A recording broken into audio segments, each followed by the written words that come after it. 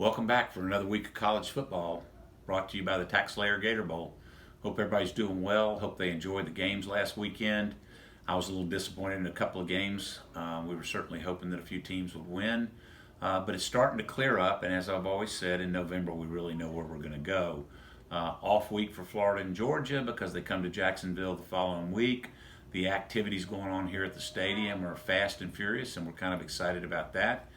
Next week we'll be out on the field and show you some of the things that we do to prep the stadium for Florida, Georgia, and our Georgia, Florida. This year I think Florida's the home team, so it's Florida, Georgia. I always call it Georgia, Florida because my father played football at Georgia. We're doing a lot of things around the game this year. Well, we've got obviously a raffle for two tickets to the game. Big game. Obviously the East Division rides on it with Missouri hanging out there for both teams to play. That's going to kind of shake it out. And also our young professionals, and you can be a young professional or young at heart at Wicked Barley next week. And you can read all about it in the below items to tell you when it is and what's going on. But it's just a great week for Jacksonville, to be in Jacksonville and be around. The city's doing an unbelievable job with Adams Street, and there's an exhibition baseball game between the two baseball teams. Two country acts coming into the baseball park. Remember what we did at the Super Bowl by closing Gator Bowl Boulevard, Bay Street? That's what the city's trying to create. We're excited about what they're doing. There could be an announcement soon. Of course, the Hall of Fame lunch coming up at that game. But we're starting to see a pattern here now. As we've always said, not very many teams go undefeated during the season. You saw Wisconsin go down to Illinois. You've seen some other teams go down, which is really sad, but it's a reality that teams have enough talent on them, like Illinois, to upset somebody unless they're ready to play, especially on the road. Usually at home it doesn't happen, although it did happen to Georgia. So now we start talking about the teams and what we're looking at. The real question is going to become who is the third highest ranked team in the Big Ten versus the highest ranked team in the SEC, the third place team. The first two teams, obviously, one's going to go to the Final Four, one's going to play in the respective Rose Bowl and Sugar Bowl.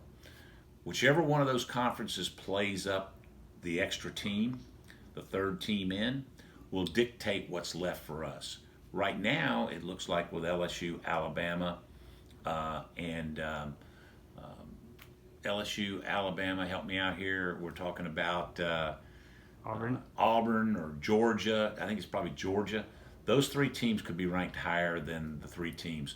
That's going to push down a Wisconsin potentially, a Michigan potentially, certainly Minnesota, and Indiana's like slippery. They're 5-2, and they got a good chance of getting to 9 wins. So there's some things to happen there. The other issues will be obviously on the SEC side. If they play three teams up, what's left? It looks like that right now there would be an Auburn opportunity for us. Perhaps a South Carolina can win 7 games. Mississippi State, Texas A&M. I think there's going to be some teams that wash out. We're starting to really focus on Auburn a little bit. We would love to have an 8-4 Auburn play here, but they've got an opportunity to win some games on the West and be in one of those CFP games. The ACC side, really disappointing loss with Florida State losing to Wake Forest.